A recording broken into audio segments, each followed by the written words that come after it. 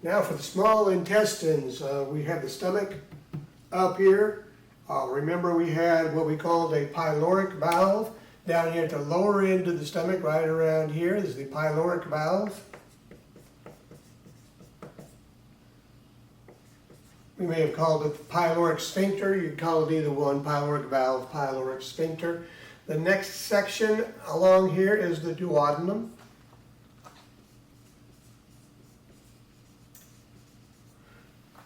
A lot of variations on the pronunciation from person to person here on duodenum, duodenum, duodenum is what I'm going to call it.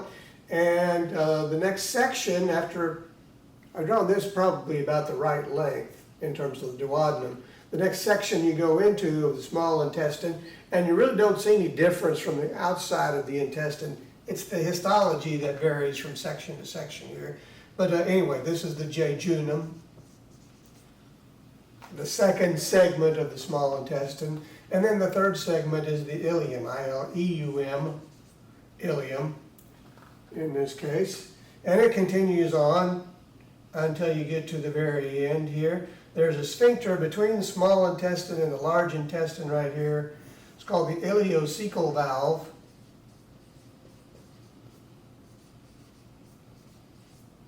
It regulates the movement of intestinal contents from the small intestine to the large intestine. Of course, this is your large intestine over here.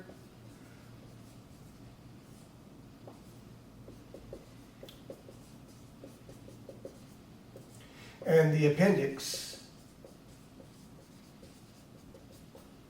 off the end of that large intestine down there.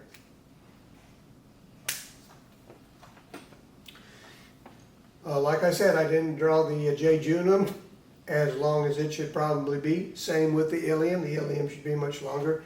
But just to get it on the board so we can see that there are three segments to the small intestine there. So we're going to look in more detail in the structure of the small intestine. As I mentioned, the differences between the three sections are in their histology. So we'll talk a little bit about that. But first we're going to do a general histology of the small intestine.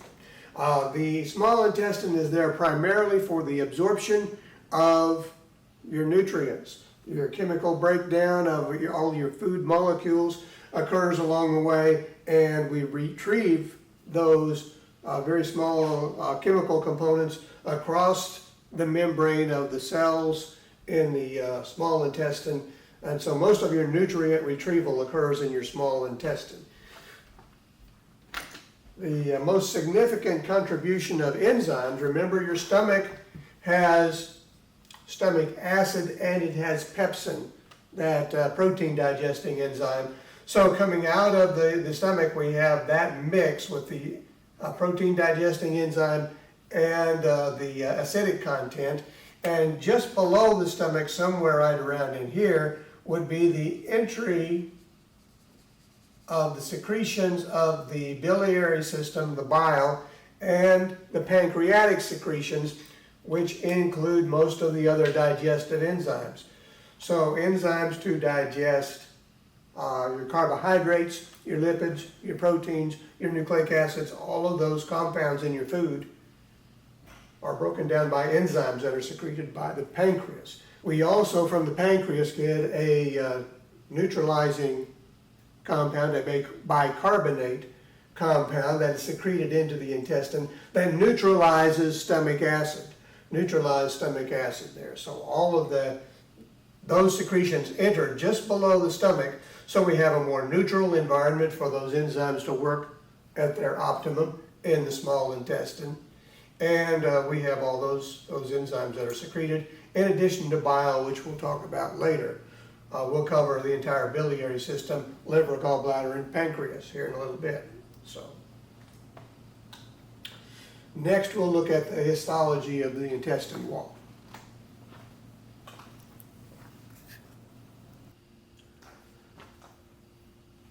I'm kind of in the middle of making this recording, or making this drawing rather, for the recording on our histological layers to the small intestine.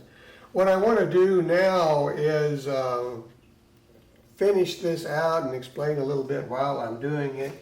I've already got in here the orange line that represents the epithelial lining to the small intestine.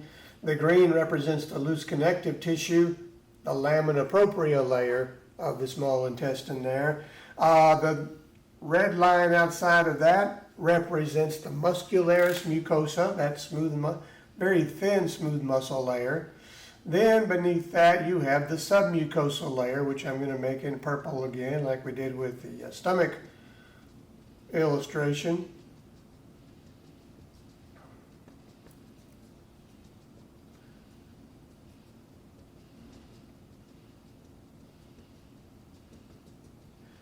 This is far from what it would look like on a histological slide, but at least it demonstrates the layering.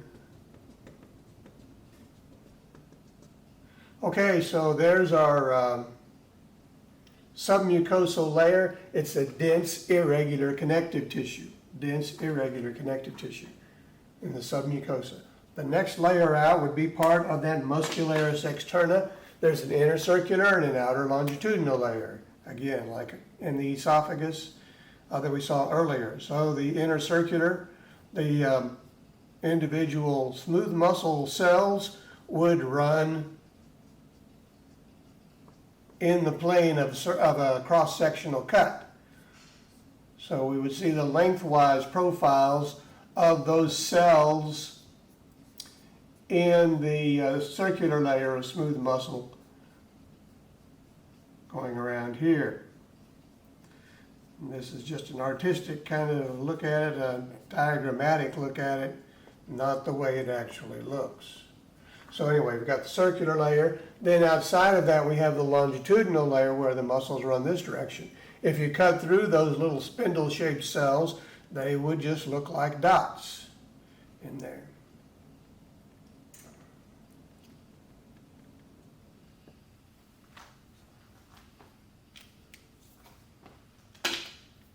So let's go ahead and start labeling some of this. Of course, in the middle, that's our lumen, or space in the middle there. The lumen, the central cavity. Then we have the epithelium, the lamina propria in green, and the muscularis mucosa. So that zone right there, that's the mucosa. Mucosal layer of the small intestine. Beneath that, in the purple right there, we have the submucosa. Then we have the muscularis externa, consisting of those two layers, inner circular and outer longitudinal, smooth muscle. Muscularis externa.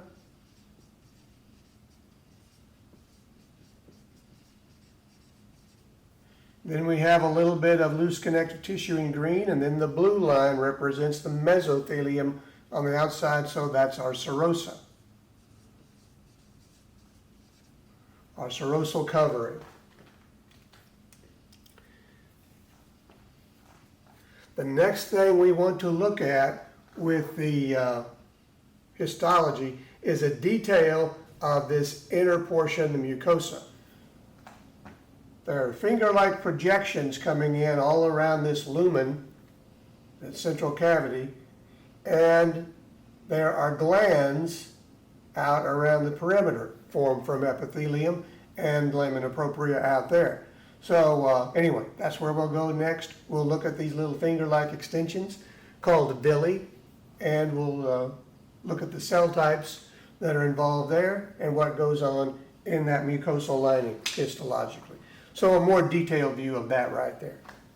Looking at the mucosal layer of the small intestine, we have the three layers. The epithelium, I've drawn in some of the cells of the epithelium here, but it goes through all of this, ups and downs here.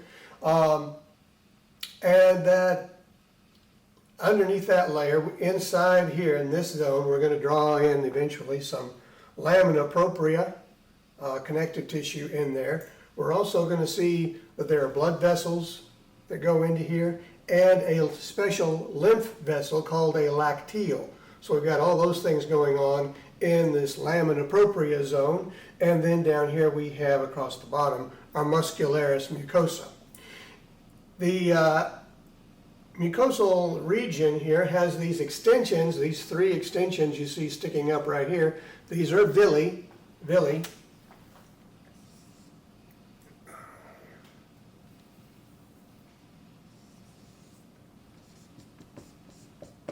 All of these here, a single one would be called a villus. And then this zone down here, these things right here, these are glands, intestinal glands. So we have villi and we have glands, two different levels or tiers here making up this mucosal layer in the small intestine. The cell types of the epithelium, there are actually several different cell types that could be named, but we're mainly concerned with only two of the cell types in the small intestine for us right now.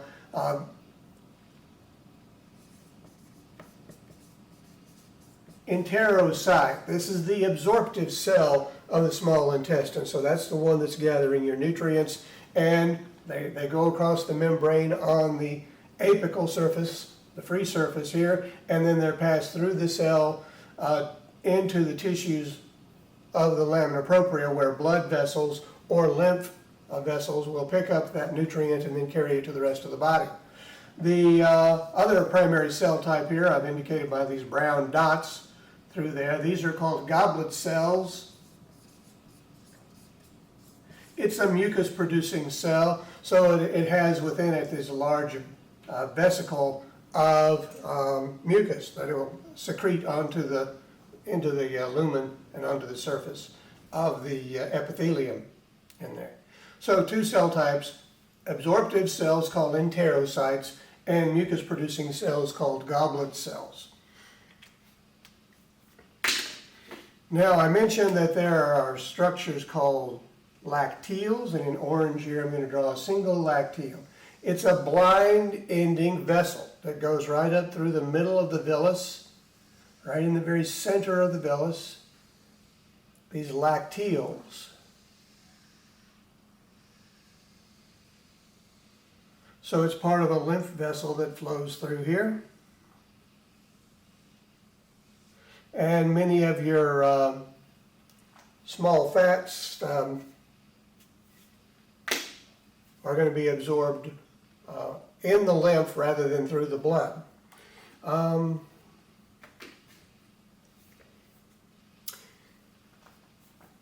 think I'll use purple to represent our blood vessels here. It's a little bit hard to show them well. Ideally, I would use red for the afferent or incoming capillary and blue then for the other, but we've got a lot of red and blue going on in here already. So anyway, we got this blood vessel coming in. It's going to branch out and send little loops of capillaries here and there that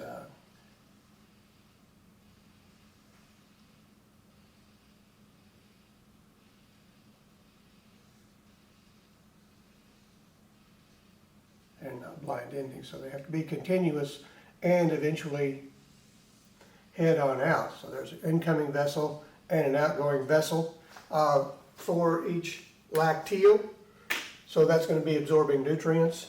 And then finally in here there's going to be the collagen fibers, fine collagen fibers, lots of fibroblasts in there and some other cell types. There's always a lot of lymphocytes also scattered around in this loose connective tissue.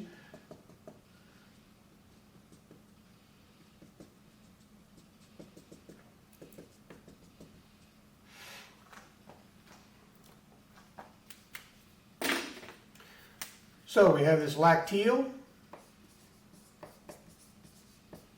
We have a capillary.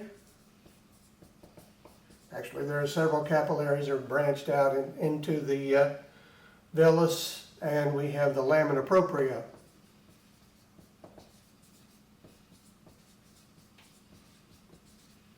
Those are the components there. And then finally, the last component of the mucosa is muscularis mucosa.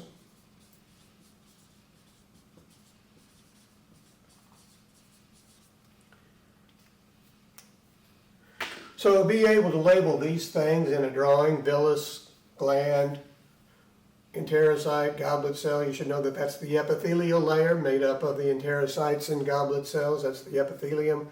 Lamina propria has within it the blood vessel and the lacteal, and then finally the muscularis mucosa. Below that would be the submucosal tissue, then the muscularis externa, and then a serosa layer on the outside. So this is just the mucosal layer of small intestine.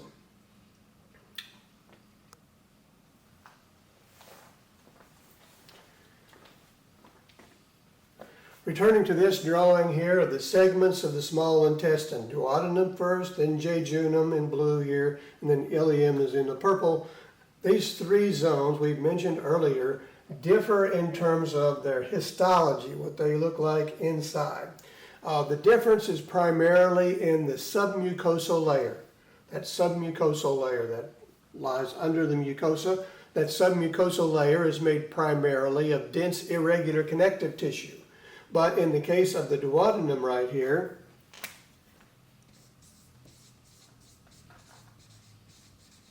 it has what are called Brunner's glands, B-R-U-N-N-E-R''S.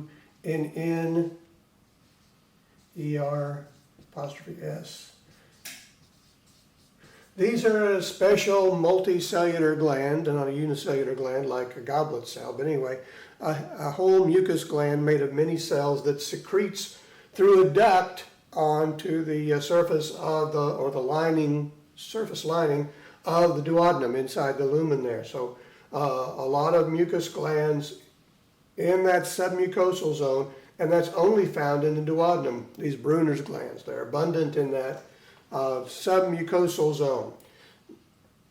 In the jejunum, you don't see Brunner's glands, and you don't see what you find in the ileum.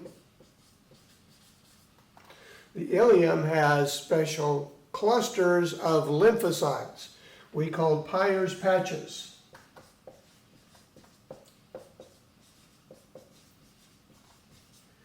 So those are clusters of lymphocytes, a bunch of lymphocytes gathered together like a big dense cloud of cells. And they're found just along one side of that meandering ileum right there. The opposite side doesn't have the Peyer's patches. So if it doesn't have Peyer's patches and it doesn't have Brunner's glands, you must be looking at a histological section of the jejunum. Okay, so that's the difference between duodenum, jejunum, and ileum. It either has Brunner's glands or it has patches of lymphatic nodules, clumps of lymphocytes, or neither of those in the case of the jejunum. So those are the differences, and again, you don't see that from the outside when you're looking at the intestine. You have to actually make a cut section of the intestine and look at it under the microscope usually to see those features that separate the three sections. One final topic while we're talking about the segments of the small intestine, the length of the small intestine, and so forth. Since the small intestine is there to absorb nutrients, there are 4 ways in which the intestine is modified to enhance absorption across the surface by increasing surface area. So 4 ways we have a large surface area over which to absorb our nutrients. The first one is the long length. The first way in which we have an increased surface area, just by having a much longer tube. And so it coils all around in there. It's a really long organ. Secondly, on the inside, we have what we call the plicae circularis. This is a fancy name for circular folds.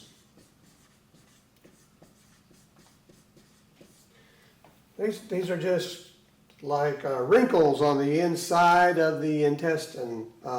They just kind of come in from the wall, partials, separations like small curtains coming in, little folds that are on the wall of the small intestine that come in from the perpendicular to the length coming into the middle. Next, the villi.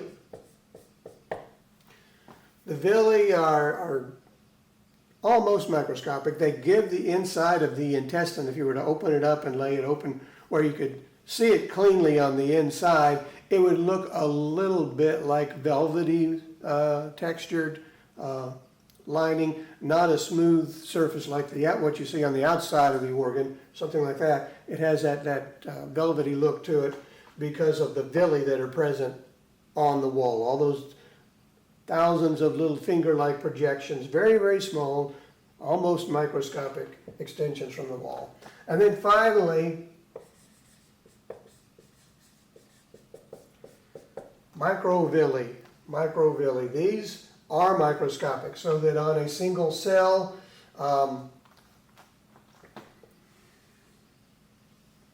this is an intestinal cell here, it would have all these little extensions up off the top, little extensions of the membrane that increase the surface area for absorption for that single cell. So we have the long length, we have it thrown into wrinkle-like folds on the wall, we have all the little tiny villi in there, and then the microvilli on each cell. So those four things increase the absorptive surface area of the small intestine so that we get all the nutrients out of our food. All right, here's our drawing of the large intestine. Remember that the last segment of the small intestine is the ileum, and the ileum enters into the large intestine here, where we have a valve we know as the ileocecal valve. So right in here would be the ileocecal valve.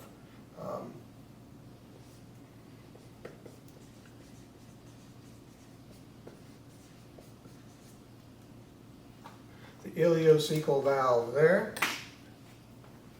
So the remainder of this is the large intestine or colon, and at the end of this part over here we have the appendix.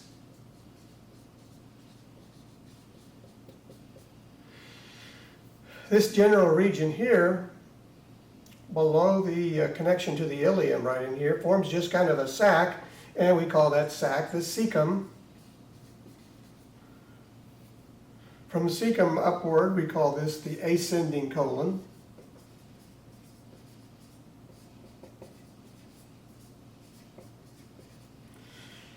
Up here, going across, this is simply called the transverse colon.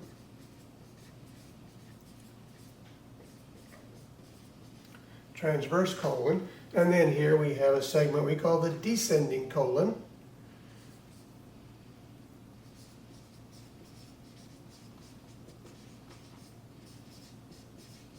Descending colon. And then down here at the lower end of that, we go into this little S-shaped curve through here. So this is called the sigmoid colon. And then finally it straightens out as it comes to the end, and we call this the rectum. Rectus, remember, is a word that means straight. So this is the straight segment at the end of the large intestine. Of course, the anal opening would be at the end of that, in the anal sphincter.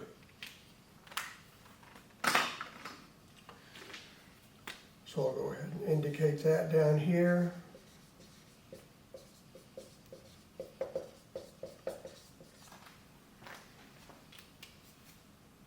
At the end. So these are the segments of the large intestine. The large intestine does not do as much of the absorption as the small intestine. It has a considerable amount of bacteria in there that are responsible for processing some of the nutrients that are still present in the food and generating some important vitamin components for us to absorb in there. Anyway, there's not supposed to be any bacteria in the small intestine, but the large intestine has what we call a normal flora, a normal component of bacteria, a healthy component of our digestive system in there. We know a lot about that nowadays because of taking probiotics, for example, that enhance the bacteria of our gut, and this is where we need that bacteria in our large intestine. The inner lining of the intestine is different from the small intestine, and we'll look at that next. This is a view of the mucosal zone of the large intestine. We'll look later at a view of the entire thickness of the large intestine, but for now just the mucosal zone. This is similar to the small intestine in that we have the epithelium thrown into these folds, and it's made up primarily of goblet cells and these small enterocytes. So we have the absorptive cells and the mucus-producing cells still. And we have the glands, these deep glands here. So this would be a single intestinal gland here. And it does not have the villi that stick up off the top of the thing. So imagine this is where a villus would be in the small intestine, but instead of having that villus extension out there, it's just flat across the top right there. So it's just flat between the glands on the surface of the large intestine. So when you look at the lining of the small intestine, it's more smooth looking and doesn't have that velvety look that you see in the small intestine. It also does not have the lacteals, that lymphatic vessel that would go up into the villus of the small intestine. There's no lacteal in this the lamina propria zone of the large intestine. But there still would be a blood vascular arrangement here. So we have a blood vessel going up in here, and it's going to branch out and send loops around that will reconnect to an outgoing vessel on the other end.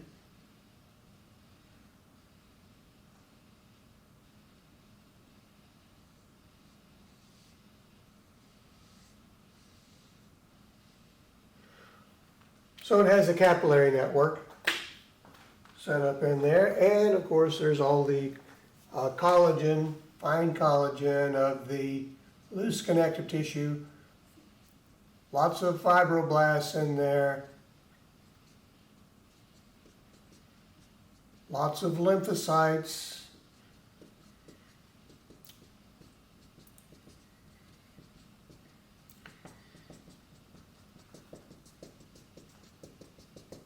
so that's your lamina propria zone. So we have capillaries,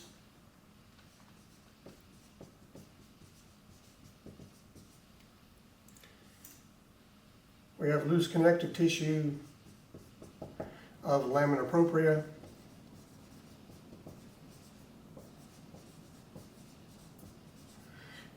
and then below that we have the muscularis mucosa.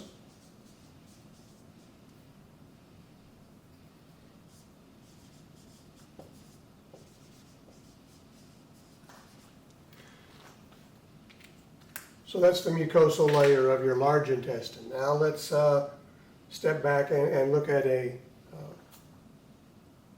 cross-section of the entire histology of the large intestine. Here's a drawing of the cross-section of the large intestine to show the different layers of tissue in the large intestine wall. First of all, right in here we have the mucosa layer. We just looked at that. It's got your folds of the epithelium that form the glands all along there, and then otherwise it's a smooth inner lining. It doesn't have the villi that stick into the middle or the circular folds that stick into the middle of the luminal space like the small intestine did. The next layer out from that here in purple right here will be the submucosa, made mostly of dense irregular connective tissue.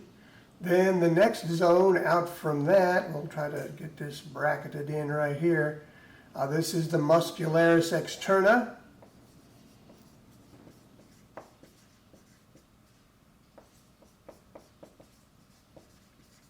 The muscularis externa It consists of the inner circular layer and the outer longitudinal layer in dots. You'll notice there's a thick part here, a thick part here, and a thick part there. We'll talk about in just a minute. Then finally we have the serosa layer on the outside. And remember, the serosa always has a loose connective tissue layer, shown in green here, and then a mesothelium on the outside, shown in blue. So, mucosa, submucosa, muscularis externa, and serosa. We already know what the mucosa has in it. We know the submucosa is a dense, irregular connective tissue. Muscularis externa is all smooth muscle with a circular and longitudinal layer. Serosa is a little bit of loose connective tissue and mesothelium. So, about these thickenings, the longitudinal layer of smooth muscle here in the muscularis externa is actually really thin around parts of the large intestine. It gets really thin, and then there are spots where it gets really thick. Those areas where it gets really thick, like right here,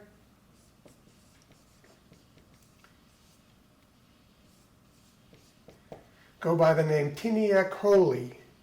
Tinea coli, these thickenings, and there are 3 of them that run the length of your large intestine. Tinea refers to a line or stripe, is the basic meaning of that word. Coli having to do, of course, with the colon. So these long lines or bands of